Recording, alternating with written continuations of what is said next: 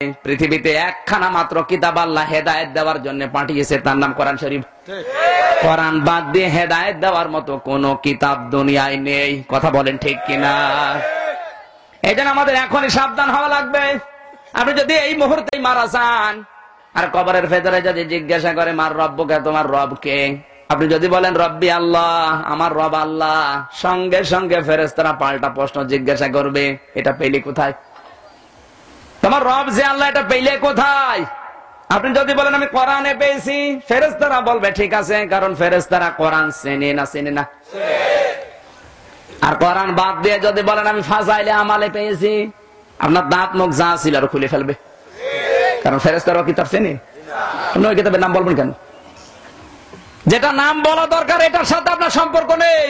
আমি যতটুকু বুঝি এখানে 100 জনের 95 জন কোরআন শরীফ পড়তে পারে না, আর পড়তে পারলে অশুদ্ধ বোঝে না। এক কথা বলা লাগবে। সিদ্ধান্ত নেওয়া যায় না আজকের এই দিন থেকে এখানে যেমন মাদ্রাসা আছে, দিনে হোক রাতে হোক মরণের আগে আমি কোরআন শিখে মরবো। শুধু শিখে না, বুঝে মরবো। কারা কারা রাজি আছেন দেখি তো? আল্লাহ কবুল করুক, জোরে বলেন আমিন।